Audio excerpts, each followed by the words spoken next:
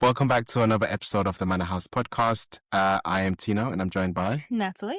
And today we have some special guests with us. We are joined all the way from South Africa by Vocal Harmony. Vocal Harmony, welcome. Could you introduce yourselves? Thank you.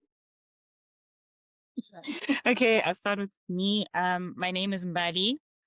Mbali Faku. I sing alto tenor for Vocal Harmony. My name is Nalo Itemba Janase. I sing tenor for Vocal Harmony. Hi, my name is Mobile Dinge and I sing alto for Vocal Harmony. Hello, I'm Lerato Zim and I sing alto, soprano alto.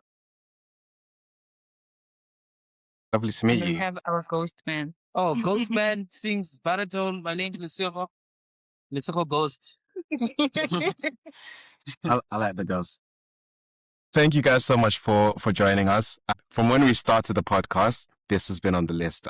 Yeah, I you guys wanna- were at the top at that. Yeah. It's like, we need to message Vocal Harmony. Yeah, your music definitely has been on repeat in our house. I will say, you made my husband quite stressed because there was a lot of songs on YouTube that were nowhere else but YouTube. And for a very long time, he was like, please just release the songs. And Yeah. I think there's still one song. Yeah, There's one song that's not been released yet. And he's like, please. Which one one Yeah. is Christ That's it. Return. That's it. Yeah. Yeah. Yeah. And do you know what the thing is? Because when you were doing the like you were releasing videos quite frequently, I've now and like a lot of the videos are also on the album. So I listen to them all on YouTube with Christ Return. So then when I play the album now, I'm like, You're looking something doesn't feel right, you know? So yeah, please, if there's one request, it's next album, please. That one. Listen, it's noted. Just for me. All right. So one of the things I'm very curious about is what was everyone's musical journey before you met together as Vocal Harmony? What were your individual journeys as musicians and as singers? Okay, I will start as the newest member that's here. Right? As a child that grew up in a family of musicians, I think most people who are adults grow up in families that facilitate them learning how to sing. Daily devotions, of course, and the experience that you have with music is through the hymnal, the SDA hymnal, and a family that is very passionate about singing as well. And growing up singing in groups, of course, and I found my way to Johannesburg and Blue Hills College, where I think 3 of the members of the group went to school there. I encountered Vocal Harmony for the first time at Blue Hills College. Yeah, and I was at grade 8, and I was just going crazy about this group that came through. And yeah, I mean, it's a dream come true to end up sharing the stage with him.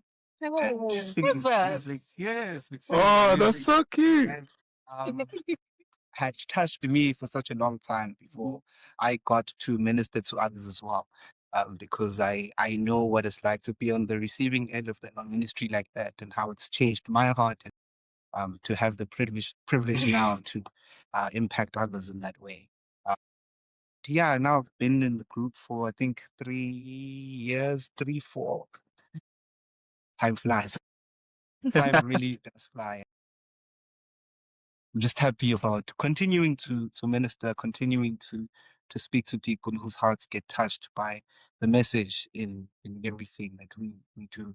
Because I think too often now with groups and how many people get fixated on the music itself and the harmonies and how it's going. We're even called Vocal Harmony, right? So people are inclined to focus on that. But one of the most powerful things I think about Vocal Harmony songs that speak to us and we hope speak to others as well, the actual message in the songs and what it is that song is trying to say about God, about our own experiences, and about what might be happening in your life as well, and however you interpret of the messages.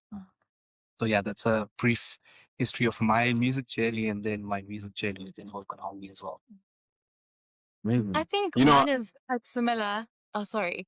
Do you want to come in? no, I was just gonna really say, I need to know what was the prayer you said? What was the exact words of the prayer you said to God? You want to copy paste? Yeah, because you're living my dream. It's just the way that God willed it, you know. And I allowed God to steer me in that direction. Amen. And Lord, I see what you're doing for others. And Nwabile, you? My journey is quite similar to Snalo's in that I come from a musical family myself. I've sung all my life. I don't remember a time when I wasn't singing. I think though, for me, the difference with vocal harmony and any other space that I've sung in before, and what's special for me is that a majority of the songs that we sing are written either within vocal harmony or by people we know.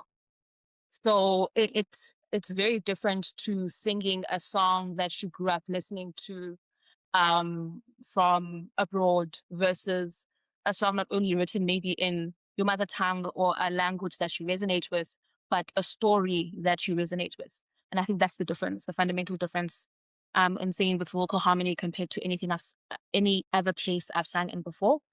Yeah, and it also brings us together as the group. I think for me, I mean, it really feels like they stole all my answers because the background is the same, you know, as a born and bred in the SDA church, like the background literally is the same where everyone in your family literally sings, you know, so I come from that type of background.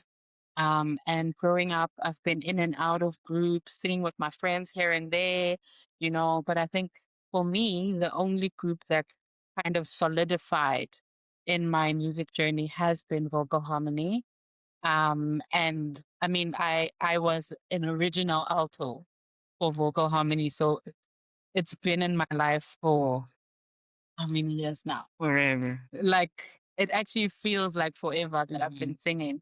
It's almost like I don't know what life looks like outside of vocal harmony. You know, that's how long it's been. So I think, I mean, the VH journey has been what they've just said. You know, it's personal. It's not just singing stuff that we've been, you know, going on the hymnal and things like that. It's personal because it's our stories, you know. So I think that's one thing that has actually also carried us through very difficult times as a group.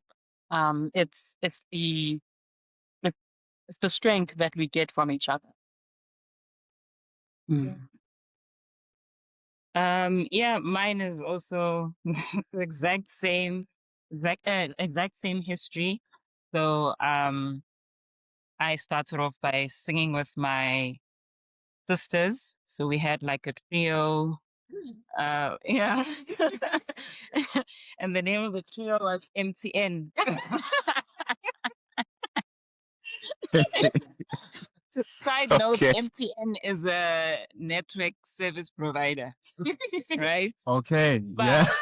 MTN, which stands for Mbali, Tato, Nomonde. So I'm Mbali, and then there's my younger sister, Tato, and my older sister, Nomonde.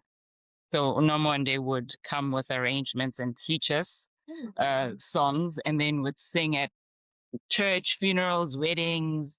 So yeah, my mom taught us how to harmonize.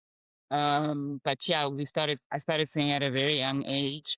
And then I also went to a SGA school where music was prominent. Like music is what kept us going. So we were in small groups, big groups, duets. Like we were just always singing, and that's how most of us met. So yeah, I think for me, what I love about vocal harmony music is it's so emotional. It really touches the emotion because like they've been saying, it's more of a personal experience. Whether you've lived it or the person you sing with lived it, you kind of you see them grow as a person, you see them grow as a musician, and we see each other grow as a group. musically, individually. So the music just turns into an experience, an emotional experience. So it's not like just holding a note, you're telling a story. So I think that's what really keeps me in the group. That type Oh, of we love music you that. don't get anywhere. That type of connection you don't get anywhere. So yeah. Oh, I really like that. Do you know what side is that now? If I ever try and search for MTN, like singing videos, I'm never gonna find it. It's just going to be the network coming out. Straight. That was smart. That was so forward thinking. I like that. Yeah. But what about the voice in the sky? I loved music in high school. It was almost like we didn't really have sports. I think part of it was there was nothing to do, you know? So the best we could do was interact with music. And at the time, actually, I remember early days of high school. I was in the same high school as Mbali, by the way, Miss as the MTN. We had seniors who were like musical geniuses at the time, really. Like the guys could play all instruments, they were arranging everything. They were just like good at music in ways that fascinated us as juniors at the time. And it almost felt like we had to be a part of it. We had to kind of learn whatever we could. I tried learning piano, learned a little bit of guitar, and then there was also the singing part of it. Tried to do arrangements here and there. And writing. And right, I don't do much of now, but yeah. So I think a lot of it was just that, that fascination for it. And then we had groups before Vocal Harmony. I was in a group again with Mbali. We had our own group. We're doing singing, doing all that stuff. And then I was then invited to sing for Vocal Harmony, and I couldn't say no because at the time it was like mind blowing stuff that they were doing. I had to join. So that's pretty much how we came. At the time, it was literally just a fascination of the music and a love to be a part of it. And it's grown into something a lot more meaningful now, which sometimes I think we're surprised at how impactful the music that we minister, like how impactful it is. Because when we are learning it and engaging with it, initially it's technical because we have to learn the notes and whatever.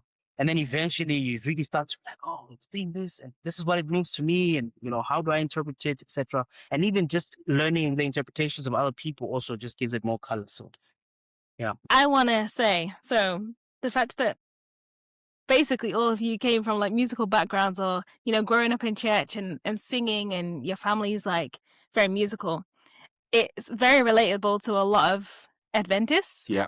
Like all over the world. Like, music it's just always there. Yeah. But I want to know, like, so what was the journey from like, okay, we all are musical, we've grown up singing separately to, okay, now we're Vocal Harmony? Because I know there's a lot of people who love singing, but it doesn't necessarily go from like, Yeah, it I'm doesn't singing in translate church into to I've groups made like albums harmony.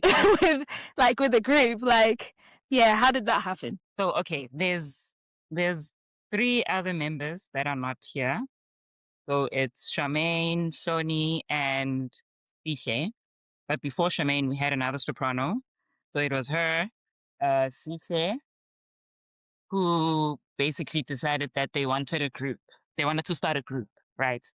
So they approached the members, the founding members, which were Lerato, Johnny, and I. And then there was another guy, Rocky. Yeah. So it's 2 people who wanted to start a group. They approached people that they know can sing.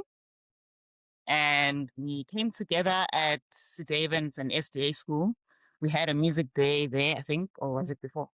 Yeah, we had a music. The first time we met. We met, ne? Yeah. And then we organized some sort of rehearsal at the school. We learned a song, and Zim was there. The other guy that we wanted or that they wanted was not there, but Zim was there, the ghost. Yeah, he was there. We were like, Zim, come sing what baritone. And yeah, that's how we started as Vocal Harmony. But yeah, it was basically two people who had a vision. They brought their recruits and Yeah. I think how it developed from that point is a chemistry thing. Because I think a lot of the time, I mean, we all have histories of being in different groups. But there's so much more that goes into a group, you know. Yeah.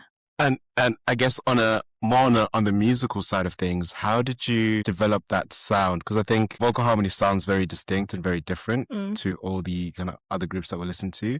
And I think especially in a place like South Africa where like there are like a lot of groups and there's a lot of variety, how do you find and define your sound? I think it has to do with what's already been said, right? Buddy spoke about our music being emotive and then what that evokes within each of us. And also in general, probably a chemistry thing. I don't know, but we've never had a harmony issue. Like it just makes sense when you start singing together. I don't know if it's something that we work on, but it just works that way. Like when we sing together, when we've learned the song together, the emotive part comes together. Even when we're still learning a song and we're not necessarily there yet from an emotive perspective, but we're just at a technical level, we just have our sound that's different. And I don't know if we can pinpoint what it is that we do to get it there, but it just is that way. So it might just be a chemistry thing, the right voices together, the right people together, understanding the music because it is written by one of us. Yeah, I don't know. But And I think also a lot of the songs that we sing are written and arranged by Sishe and Sony.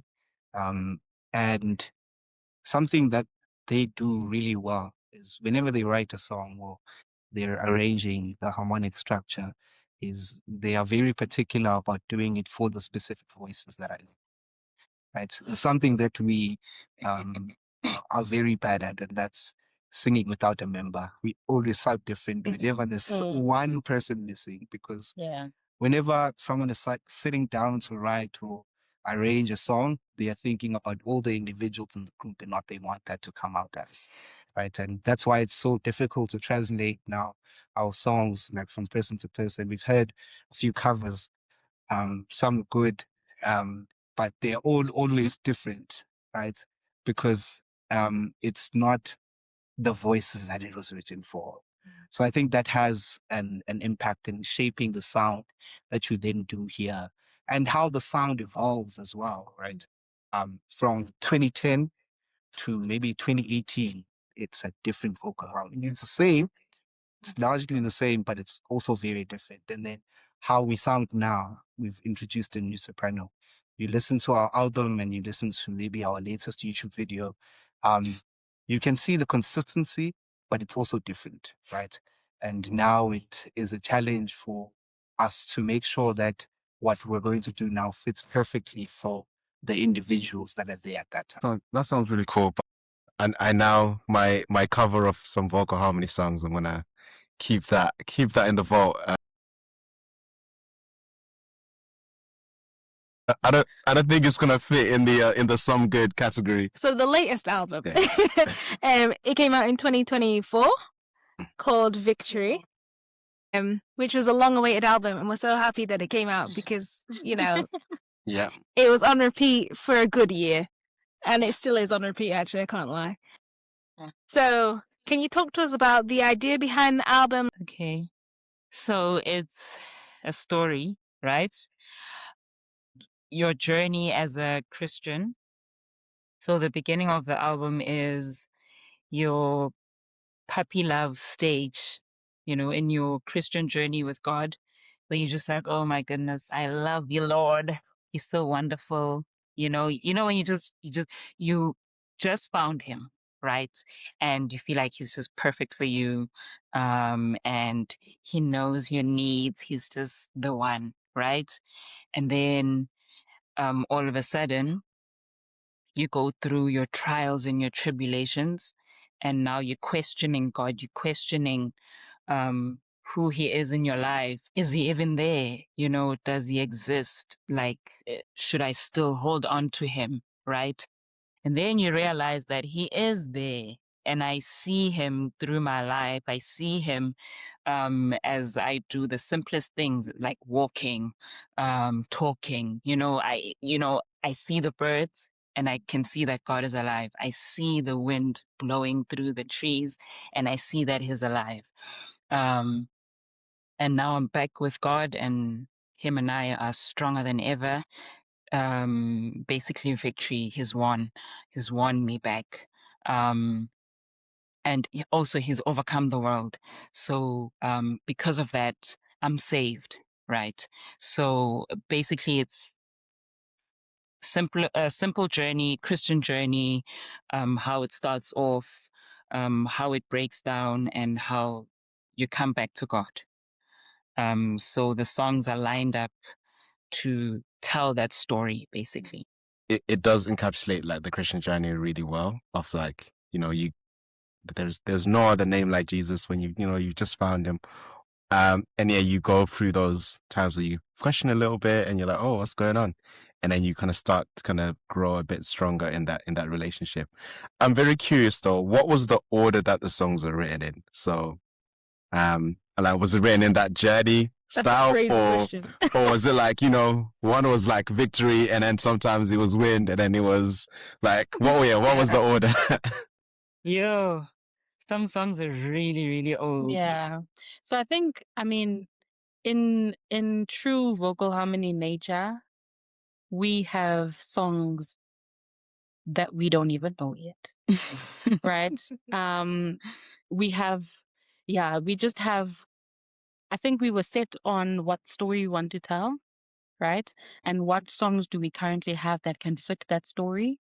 And then what actually happened was that when we were set on the story, set on the fact that, yes, we're going into studio, there were songs that actually came in because we wanted to tell that story even better, right? So there are songs that we've always had, very old. No Other Name is one of the first songs we ever sang, and then there are songs that came in specifically for the album just to tell that story. Yes, so it was very intentional the way that we approached it.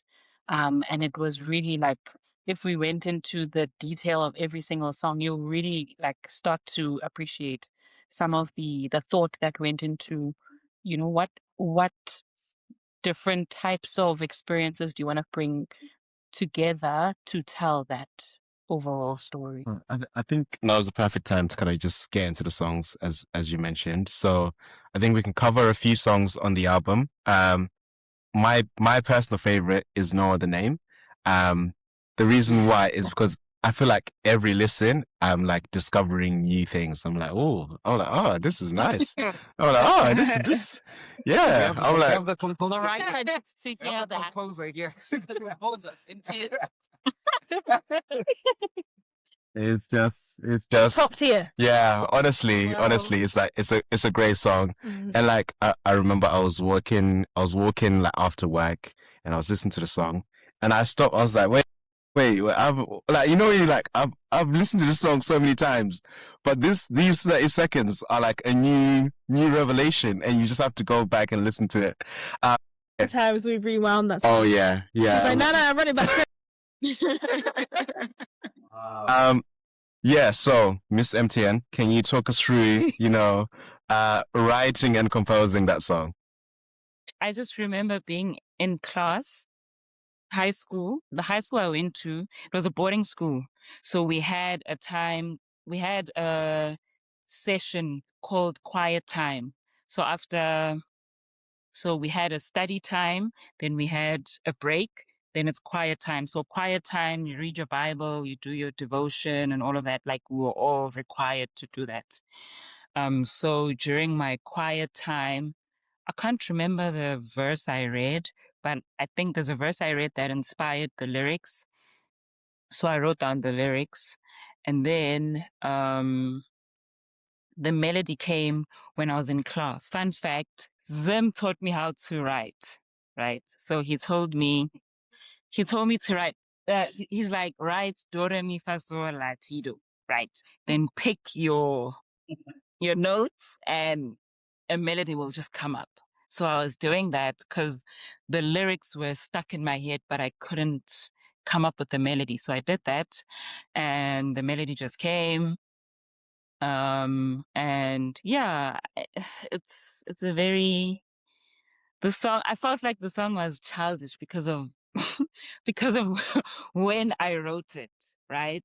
And they didn't want to change the song. You know, when you have a song and we rearrange it and we try to, to show growth. But with this one, they're like, no, it's perfect the way it is. So I don't have like a deep story. It's just, it's just like, yeah, it was inspired from my quiet time with God. And then the melody came in class and taught it to the group. And then we worked together to basically make it an actual song. So, yeah. Thank you, group, for making sure she stuck to the song and there was no changes because I love it. I was gonna ask, so in that song and I guess the rest of your songs as well, there is this weaving of different languages within the songs. What's the process of like not just writing in different languages, but picking to say, this is the language I want to use to express this particular thought and feeling compared to another? Yeah, how do you make those decisions? Yeah. I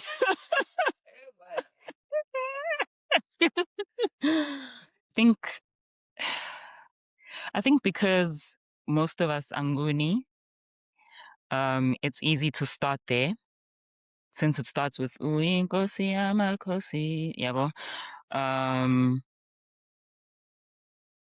I don't know, hey? But I think it's more on our roots, where we come from. You think in Zulu, and then you try to translate, right? But I guess it's more on where we all come from and how I try to bring who God is, right, in my language. And the universal language, right? Because it's also easy to write in English than your home language. But because I think in Zulu first, maybe that's where it comes from. But I think it's more on where I come from, where I'm grounded, and also just for it to be relatable, I guess. That it helps to merge the languages, so you understand it better, because it's more of same line, because there is no other name. You are the King of Kings, right? There's no one like you, and for that we praise you, right? So it's you relate better to it when you hear it in your language, but also when you hear it in another language and try to understand where this person was coming from. It comes together really well. Thank you so much for sharing that. I think I can definitely relate to that. So I'm from Zim, I'm Shona, and there's certain songs that I hear and I'm like, this expression only makes sense in Shona to me. And like the English, I'm like, even when you translate, I'm like, I'm like, you're there, but like, it doesn't have that, I feel like I was speaking directly to God when I was speaking in Shona sometimes. And I think, sometimes I can definitely feel that I'm like, this language, like the particular choice behind this is like, I can feel that connection of like, this is what deeply connected to you. My favorite song is New Earth. I love that song. And there's a bit at the end, like the bridge, I guess. And there's like a phrase or like a word that you sing, but I don't think it's a word. I don't know. No. Yeah.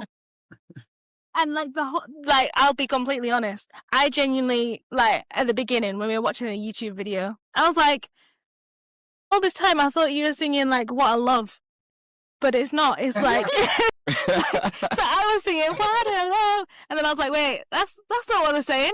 And then Tina's like, I don't think it's an actual word. And I was like, oh. So my question was like, did you guys just want to make a sound, or is it an actual word, or like that? And I was like, I can't even if it was a word, I'm sorry, I can't translate for Yeah, you. like- I don't know. No, it's Is it an definitely actual not word? a word. Okay, I think, cool. anyone with an African background understands that we have expressions, right? Yes. That aren't necessarily words. You can't like necessarily translate it to anything specific, but you know that it's an expression of joy or of shock. I think New Earth is a celebratory song, so that is in line with that. It's South Africa, an expression of joy. You guys are like solving great debates that have been had in this In our house. household. Like, I think we debate that one too much. It's not even that deep. I'm like, you know? it's not a word. She's like, no, but it is. But, But what if it is? yeah. And then the other song, I'm trying to going down the list. Wind. So can you tell us about Wind? He was on some, drank some tea or something. I don't know what he was on that day. Because that song is so poetic.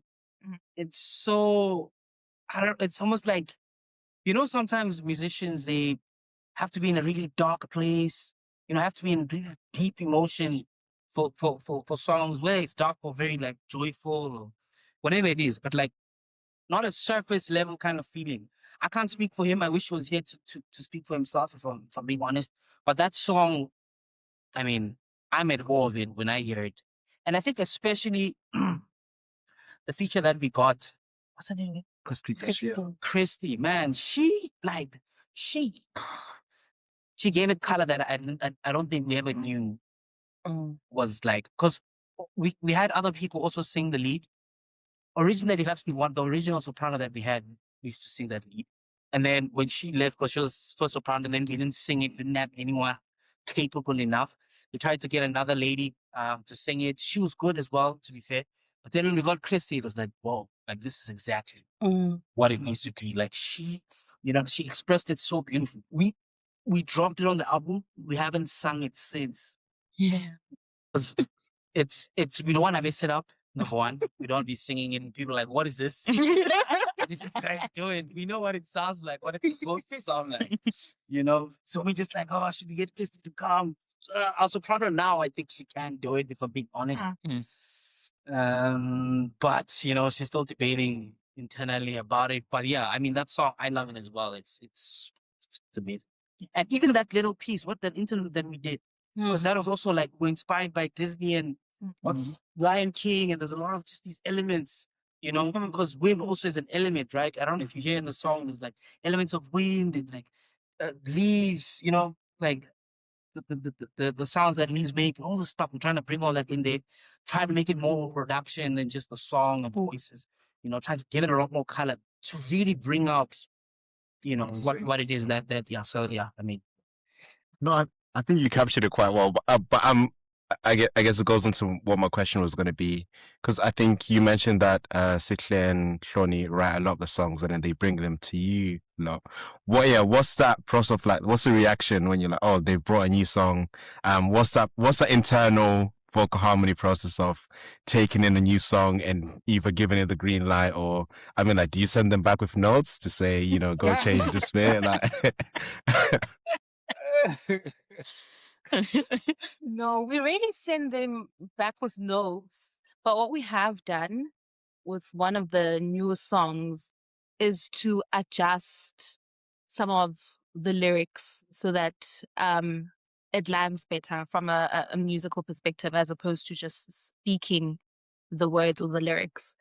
So we help each other with that and adjust little bits and add some elements to the song, but we've never said, nope, go back to the drawing board. This is not the one. We've never had to do that. We're always in awe of the music that they write, and they're always just like, okay, yeah, let's learn. Yeah. But honestly, sometimes it takes time for you to realize how amazing the song is, right? Because there'll be a first rehearsal and you're doing it for the first time, you just start feeling it at all. And then it takes a specific experience or a specific emotion that you're feeling at the time. Well, performance, yes. Or someone telling you how that song makes them feel. Yeah. For you to change your perspective entirely on it. And yeah. That's true.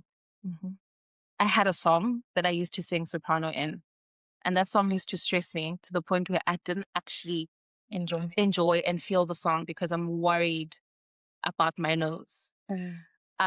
So there are songs like that where you're more worried of the notes, the musicality, and all of that, and you don't actually get the time to take in the lyrics and the emotion of the song. And also sometimes you end up feeling that when you're listening to the song and not necessarily singing it yourself. So Yeah. Is that channels? yes. I'm telling you guys, I've been on that YouTube channel. I know. Can I ask a question about like your channel and social media and things like that? Because there's a lot of groups who have really, really good content, like music videos and things like that. You guys, I think, You're the top of the list. yeah, for our ranking, like no disrespect to anyone, but you know, you guys are near the top because we're like solid content. Yeah, Like I'm like, I can see people in HD. Like I can hear the voices. Guys, you don't know the struggles I go through. Yeah, it's real. as a young African man who loves like acapella music. Yeah, I am scouring these YouTube streets and I'm seeing something that was shot on a toaster, and I'm just like, what is happening? but like the sound, like the music is good, but I'm just like, I can't see any of you. It's just shapes. And then, there's vocal harmony, and I'm like, oh, this is crisp, I can actually see people and I can Like, understand what's happening. Cinema screen. Yeah. It's like, guys, like top notch. So yeah. Yeah, who's social media person, who's YouTube and all that? Who's in charge of all of that? So there's different people for different elements, right? So when it comes to the quality of the content, that is Shoni and Creative Moves, in fact, because it's Shoni and Bolife. And they actually have like a videography photography company that they run. So the perks of having those people in the group is that we can have them shoot that content. So from a quality perspective, I mean, that's why it's crisp and it keeps getting better, because from a business perspective, they want the latest cameras, the latest, shooting styles and all of that. So there's so much energy and intention that is behind what we look like, because from a business perspective, there's so much energy that they are bringing to the table. So definitely from a visual perspective, that's what it is. And then from a social media perspective, so there isn't really a strategy. We kind of just roll off of what has been created. But we try to be very pointed in the way that we communicate some of the things that we're doing. And I suppose with the album being a visual album was also part of the strategy in making sure that we give the album more life. And that will translate on social media and making sure that we always have content for the lifespan of the album. And then, like I said before, there are songs that will pop out of anywhere, right? So that will then filter through to content as well. We have couch sessions, and that is coming through as well. When we can't necessarily get into studio to record the song, we have mics. So we sit around the couch and we, make it happen. So I think with the different passions outside of music that exist within the group, it allows us to always show up in the way that we do. And I think even from a professional point of view, where like I did marketing, right? So that'll be a consideration when we are launching certain things, right? It helps us in the way that we push out content as well?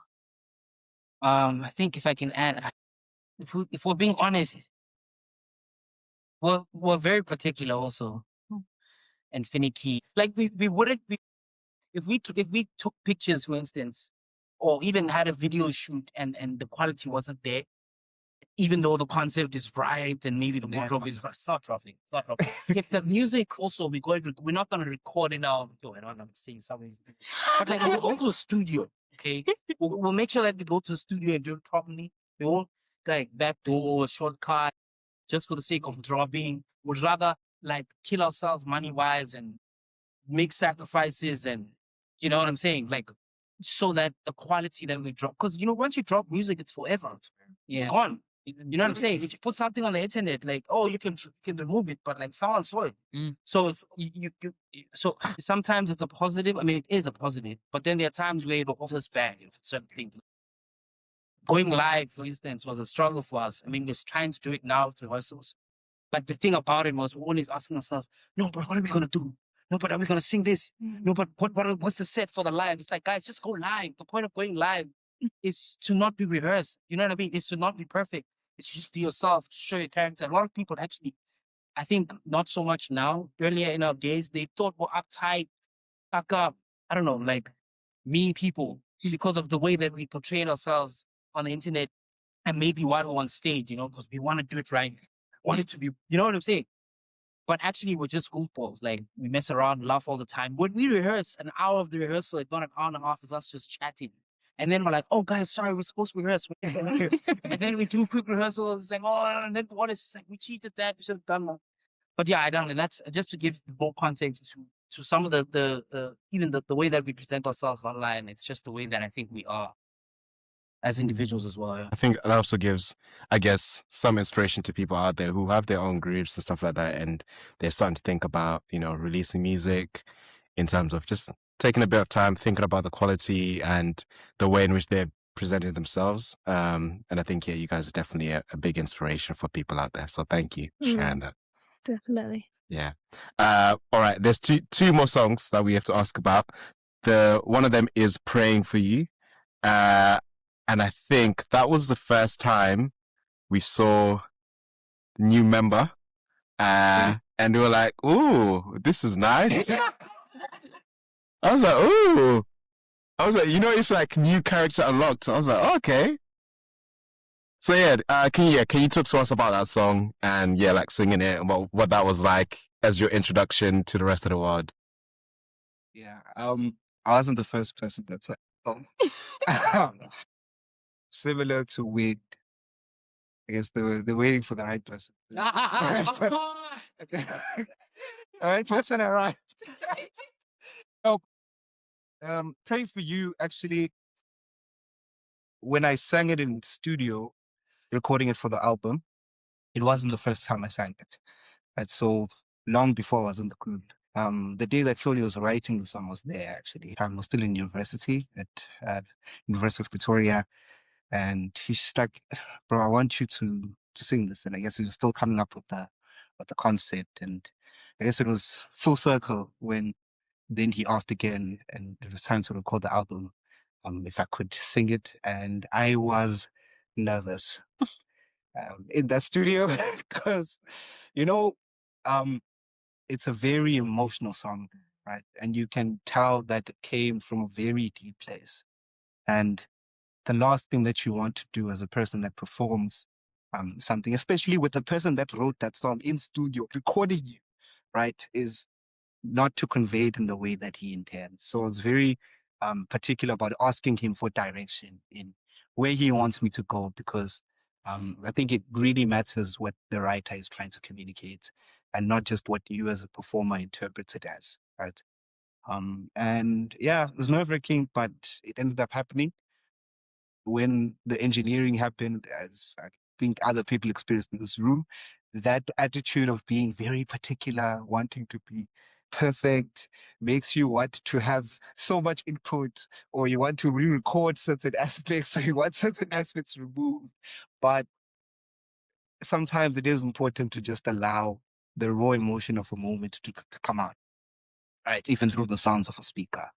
And yeah, it touched me at the very first time that I listened to it, because it was an emotional session, and then also recording it in studio was extremely emotional for me as well, because it says so much, right, about what you're going through and needing prayers yourself, and what you see around you, and knowing that those people need prayers, right, and people you invested in being okay, right, and feeling alone, but knowing that, okay, there is someone out there that I can cry to, that I can complain to, that I can give praise to fix whatever mess I am feeling when I'm alone, like at midnight, thinking and questioning everything. I really like that. I feel like every VH project has like a song that reminds you, oh, you have friends, like you're loved, like you have people looking out for you. And yeah, I really like that. I was gonna ask, with this song in particular, you have a pianist. So you have an instrumentalist on the song as well. What was that like? That blend of your voices, but also having an instrumentalist on there, like. Yeah, Yeah. I think, yeah, it was a second one. I think similar to looking for the right voice, looking for the right pianist is also like the different versions of the song sound very different. Yeah. Right. Sound extremely different from the way that it was played to the way that it was recorded. And yeah, I think Cooper was also particular in making sure that what it is that Shoni was or had imagined for the song is what came out in the way that it played. Because praying for you, you could remove the voice and play just the piano, and it's still an emotional song, right? And that's the power of music, right? So I think Cooper did a brilliant job in conveying that emotion that doesn't just come out in the lyrics of the song or how the voice is singing, but even the instrumental that is behind it as well. I guess experimental for vocal harmony, an a cappella group to add that, but I think it was just the perfect way to do it instead of shoehorning cappella and full voices into like how the song sounds and what it's supposed to convey. I don't think it sounds the same if it isn't what it was, just a piano, not a full band, just one voice, and then backing vocals near the end. Also, maybe that's how particular we are about the voices that sing within vocal harmony, and the accompaniment that we choose. We're also quite picky about where we sing what song.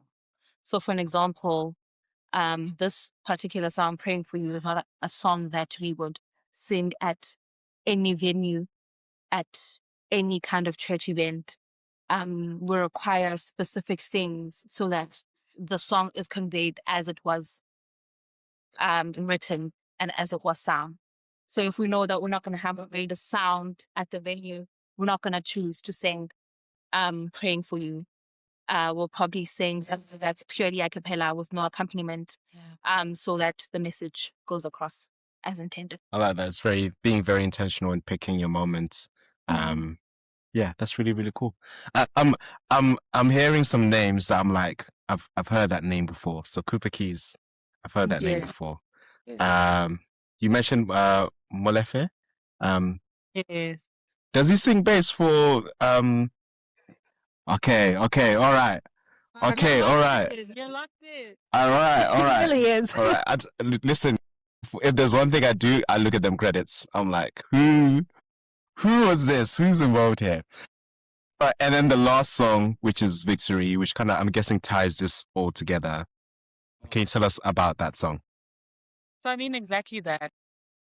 I think when we look at the fool's journey, the victory journey, or the Christian journey, what we all strive for is that victorious moment, in every space of our lives. Spiritually, you want to get to that victorious moment where you feel connected with God. From a professional point of view, you like it's success. it showcases success, you know.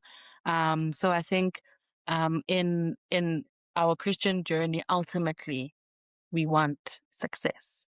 And that's what also the album feels like to us, you know. The recording journey was a very long journey.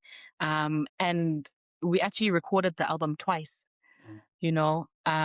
So it really sort of encapsulates a time where VH, I could say, almost ended, you know. And really that whole the journey, the song itself, it really encapsulates how, you know, perseverance can get you to the end. You can be successful if you keep going, you know, despite everything else that might happen, and, you know, curveballs that are thrown in your way.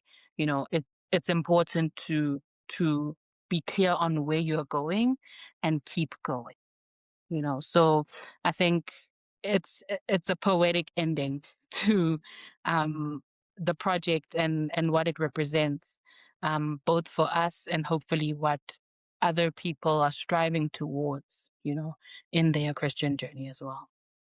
It came at a time where we were still very shy about how we or how broad we want to be as a group, you know, Mhm. because we were singing.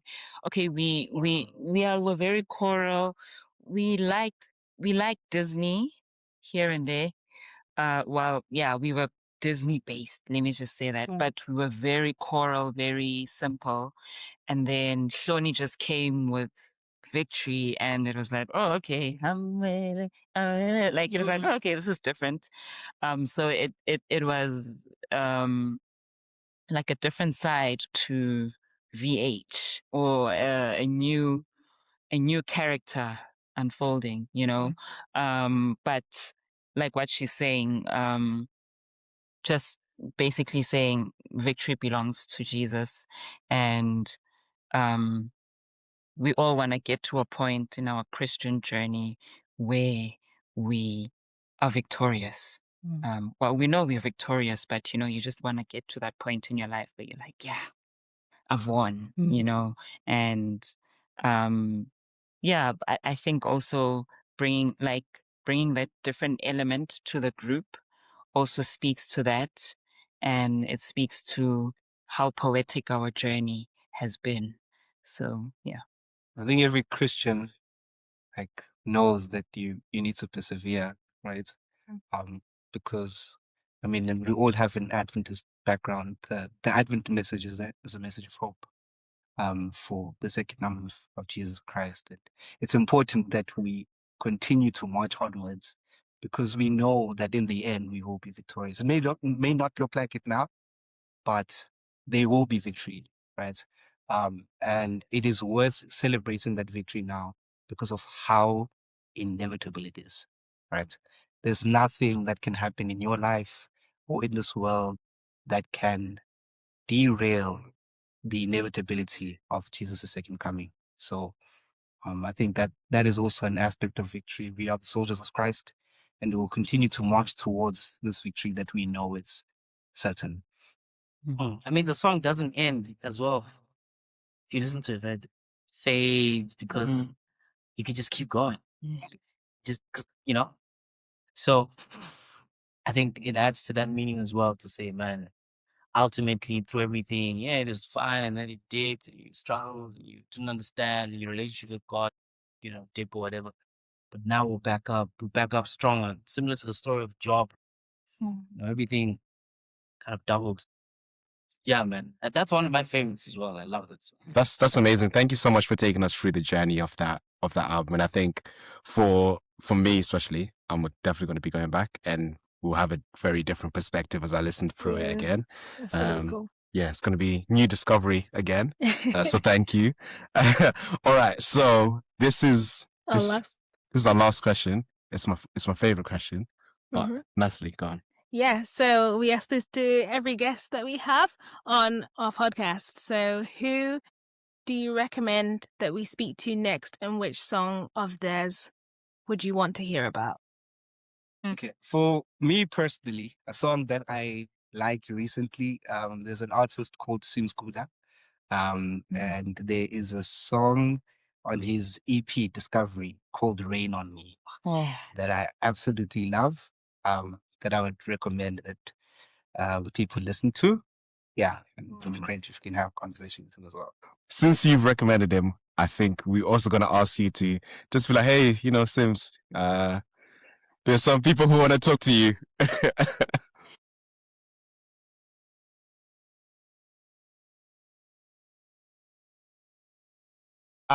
We have listened to the Discovery, the EP, and I will listen to the live experience. And I've got to say, that's how I introduced Natalie to the muffins, because I was looking for a good way It wasn't actually very good. to introduce her to the muffins. And that medley, I was like, yes, they covered all the points, man. I was like, yes, this is it. But now it's weird for me to hear the song separately. So we're working on that. Because I'm just like, but wait, no, I thought this was a medley. And it's like, no, it's actual song. Guys. Okay, all right. So we'll reach out to Sims and we'll reach out to the muffins and be like, Vocal Harmony sent us. So and I'm sure they're gonna talk to us because they're like, yeah, Vocal Harmony recommended. All right. So is there anything coming up in terms of new music or shows or anything like that you'd like people to know about so we can kind of look out for? Right now, we're writing for our second album. So we are just focused on that. We've said before that we're going to have a show, we're going to have this, and we never have it. So, Did have a show. my brother, at the little show, we promised people a bigger show. Did we do it? But for now, we're writing. Yeah. And we have a new member, so we working on our chemistry with her, teaching her the songs that we already have. So yeah, that's our main focus this year. Well, we're looking forward to the big show. And hopefully when you're in the UK. Yeah. And I'm not even saying if when you're in the UK. Please, would be more than happy to have you.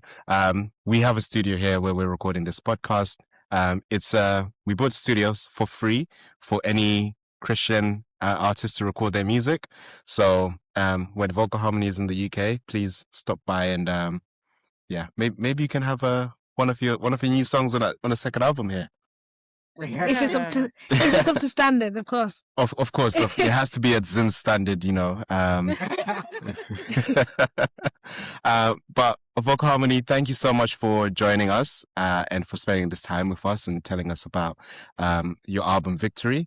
For everyone listening at home, go and check out Victory. We will link their YouTube channel, and there's loads for you to go listen to. We'll also link their Spotify and Apple Music and that kind of stuff, and you can go listen to their stuff as well. Yeah, thank you so much.